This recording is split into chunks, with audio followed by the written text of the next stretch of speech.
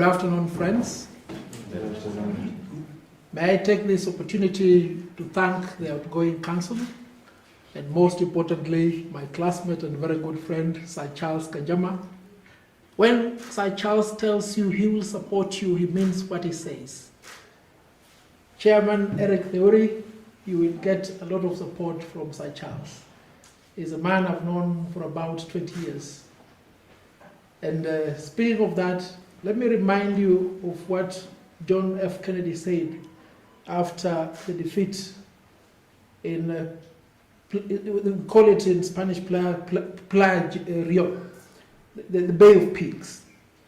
He said this, that victory has 1,000 grandfathers. Defeat is an orphan. There are many people who will associate with you because you won. There are many people who will not have associated with you and you lost. But what is fundamental is not who has won or who has lost. What is important is for you and your council to have the magnanimity of serving all those who supported you and all those who did not support you. Because your responsibility starts now. The election is over. You need to serve. 2 years is such a short period of time that if you don't make good use of it, it will be seen. It is also such a long period of time. If you make good use of it, it will be seen for a long period of time to come. I've seen all of you take the oath of office. The only person who trembled when he took the oath of office was Chairman Eric Theuri. And he trembled in realization of the magnitude of this office. It's a heavy office, full of responsibility. I'm not belittling any of the other council members, but it must be remembered that the chairman of the Law Society of Kenya, Nairobi branch, is elected by the members. So he has a higher responsibility than the 9 of you. It is incumbent upon you to give him all the support that he requires to enable him to deliver on your behalf and on behalf of the branch. Nairobi branch is the biggest branch in the Law Society of Kenya. In fact, it has almost 70% of the membership. The active members of the Law Society are about 10,000. Those who are active in Nairobi branch are about 7,000. Today is a historic day. Why do I say it is a historic day? It is a historic day in 2 aspects. The attendance is about 600 from the people who have registered online. I am sure there are others who are also following on Facebook, so the attendance may be slightly more. I'll put it at about 2,000. It's never happened before. Let me take pride in this huge number of people who have attended today. Sir Charles, my classmate, has always been a member of the Brave New Bar.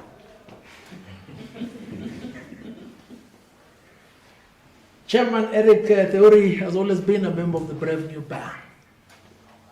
There are those amongst us who have never been members of the Brave New Bar.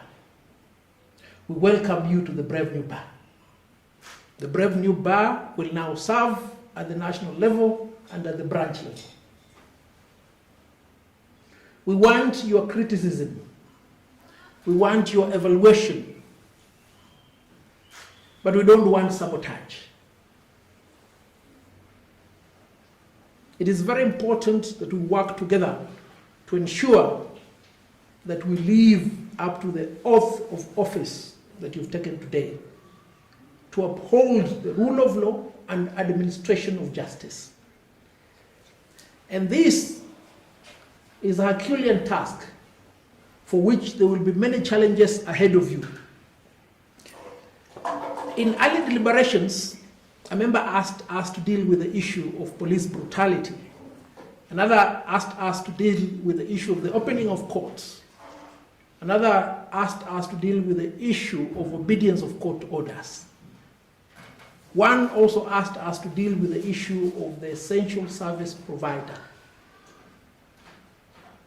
Who or what is the biggest obstacle to the practice of law now? Is it the police? Is it the poor economy?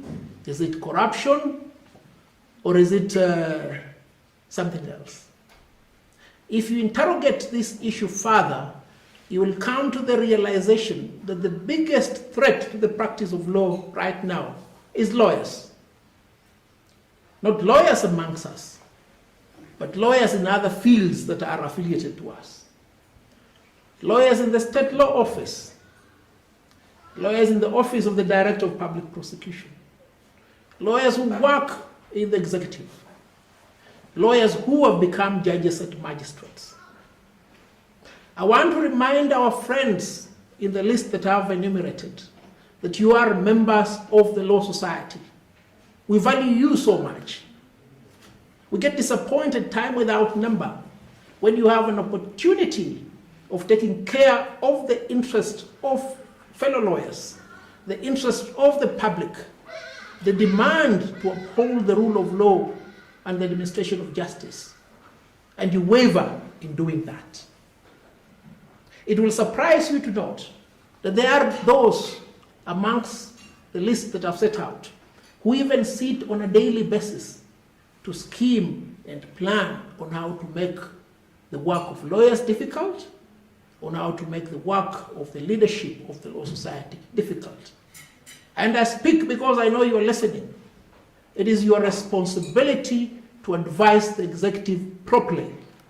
It is your responsibility as a state council working in a ministry to advise a cabinet secretary in accordance with the law.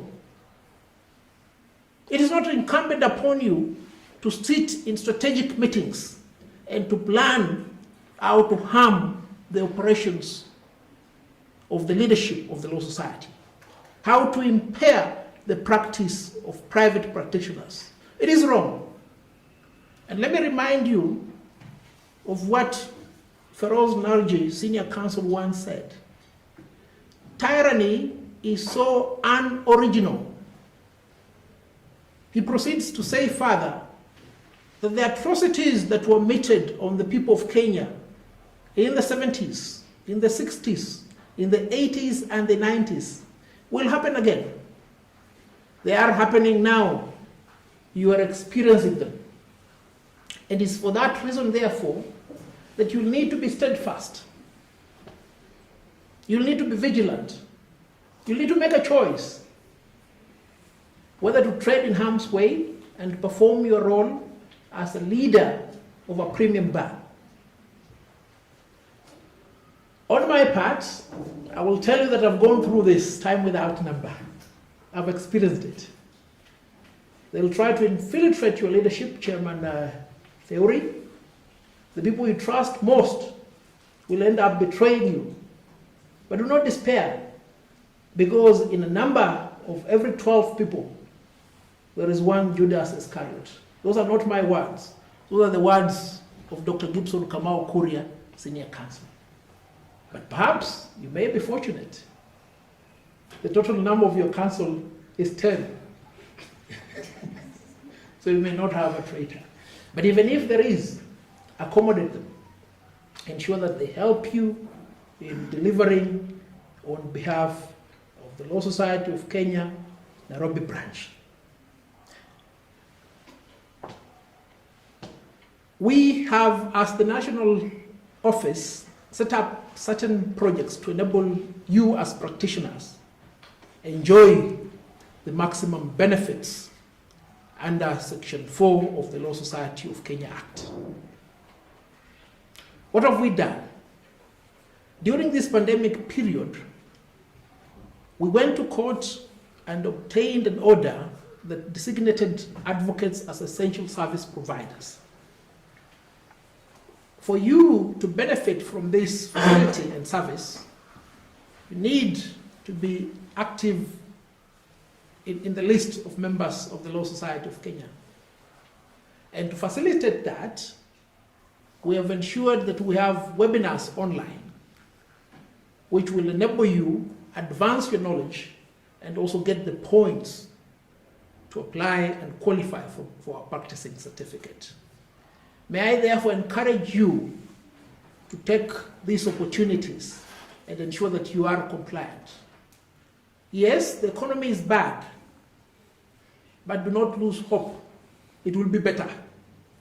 What is important right now, as somebody once told me, is just to ensure that you are alive and you'll be there to continue when we return to normalcy.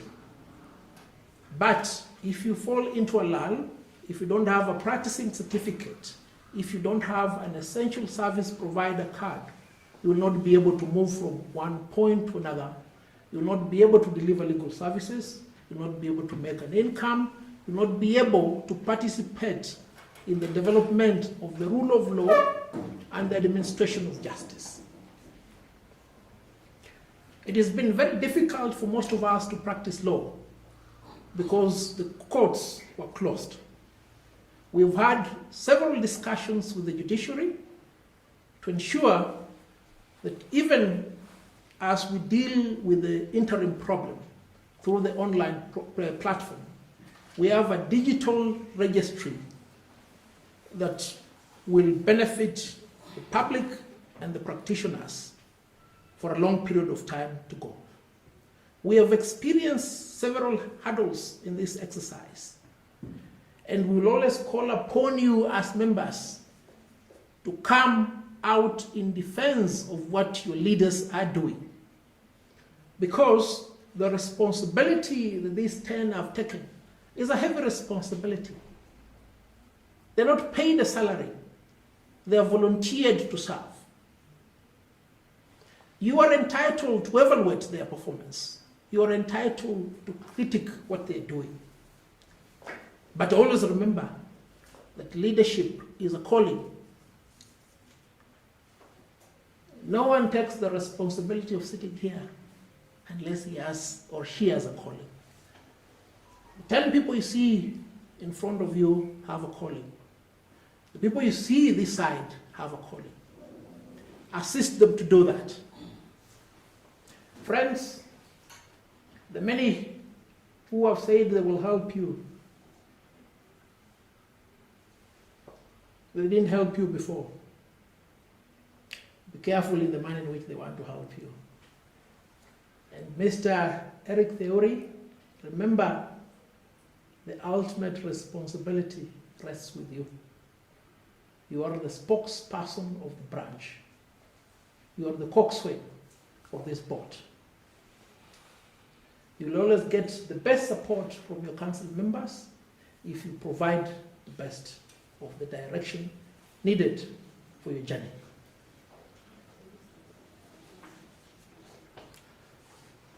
Lawyers have in the recent past become very unpopular for many reasons, because we've insisted that we want the executive to comply with court orders.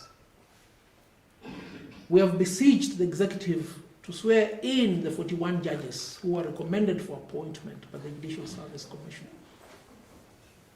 Is there anything wrong in what we're doing? Tell me.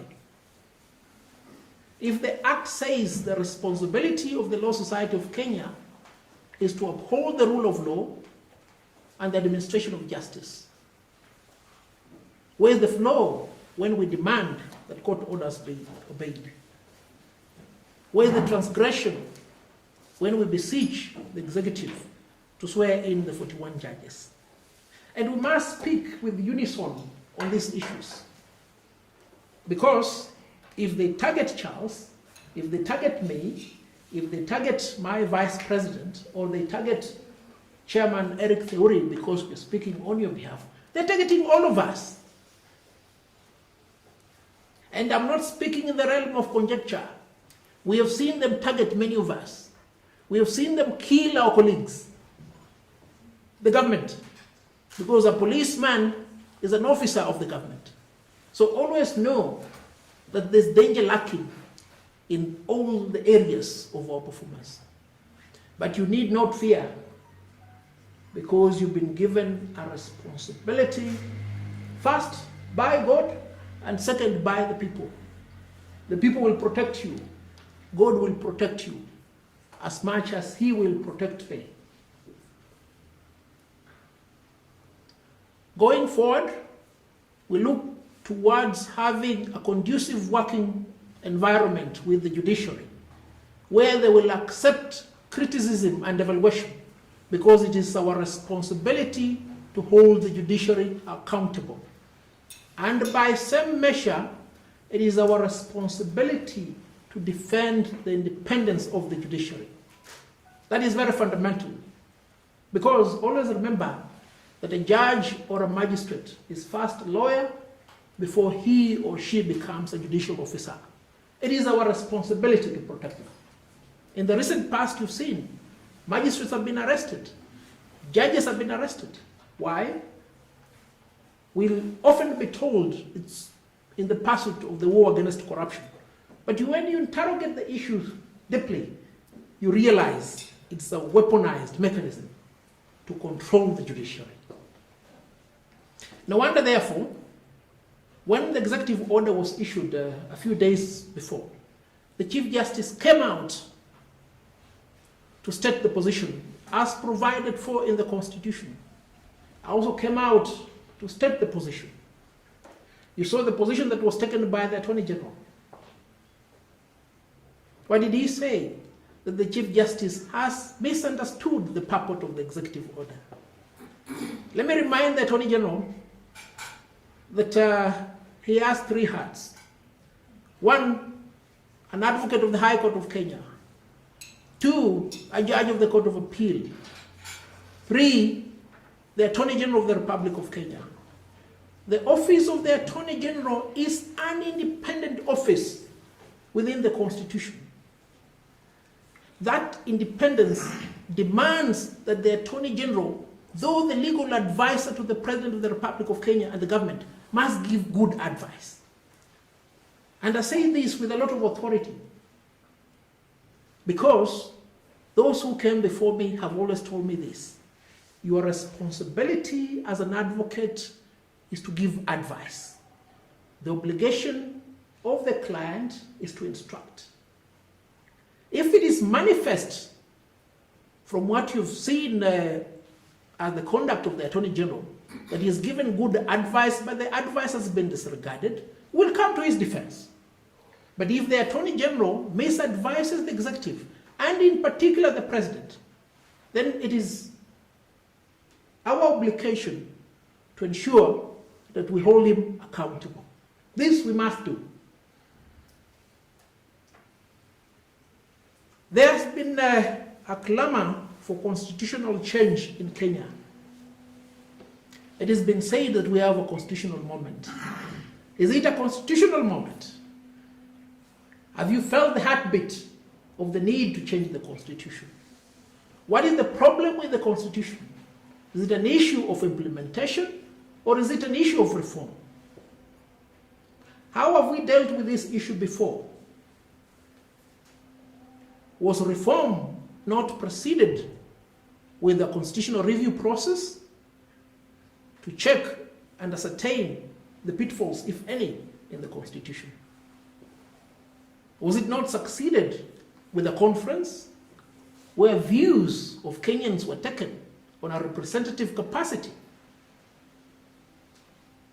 Was it not then succeeded with an act of parliament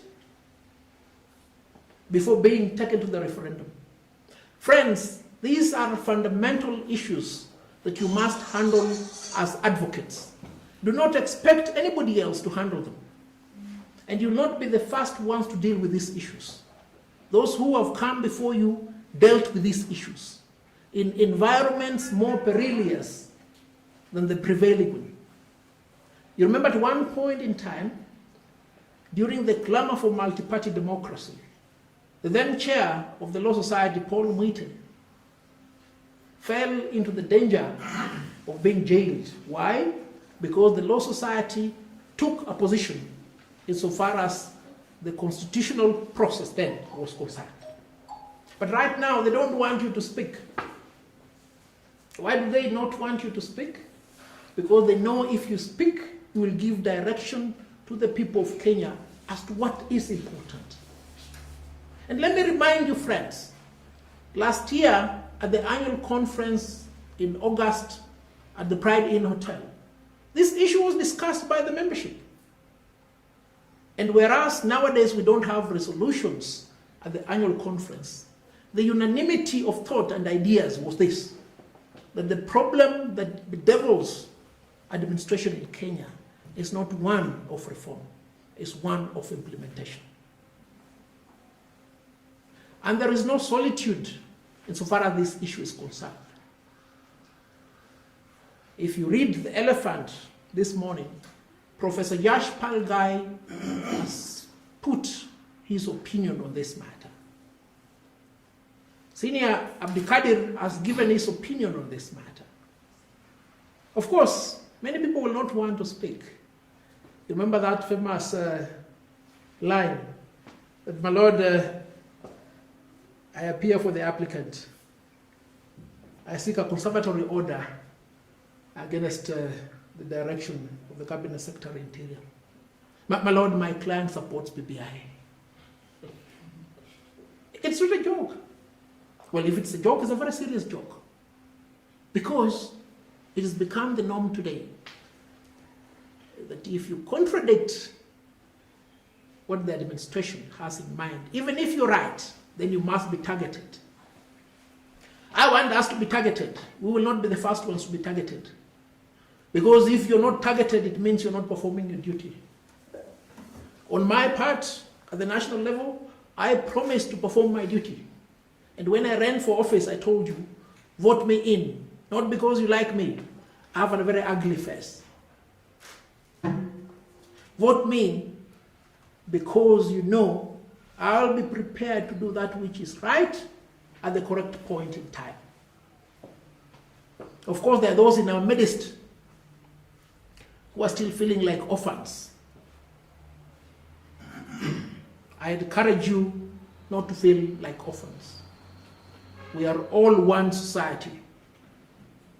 Let's not engage in bickering. Let's engage in development. Let's make progress. Let's ensure that we provide the people of Kenya with proper guidance, legal advice, and direction on the constitutional process. Professor Kivuta Kibwana is no longer there. He's in elective politics. If you are here, he will have helped us. Dr. Gibson Kamau Kuria is here. But why do you want Dr. Gibson Kamau Kuria to come and speak, yet he spoke 30 years ago? Why do you want Honorable Paul Mwite to come and speak, yet he spoke for you for the last 40 years? It will be the dereliction of duty if you as an advocate right now does not want to speak. History will judge you very unfairly if right now you are coerced, you are compromised, or you're cajoled not to speak. Friends, this is not my day. This is the day for my very good friend, Eric Theuri. Eric Theuri, the opportunity is now here. If you write the word opportunity is now here, it can also be read as opportunity is nowhere. It all depends with how you perceive it. And obstacles are the things you see when you remove your eye from the target. Don't remove your eye from the target. Perform diligently and gallantly as we have known you. The national office will always be there to assist you. And we also want you to be there to assist the national office. There are several development projects which we have put in place which will require our concerted effort.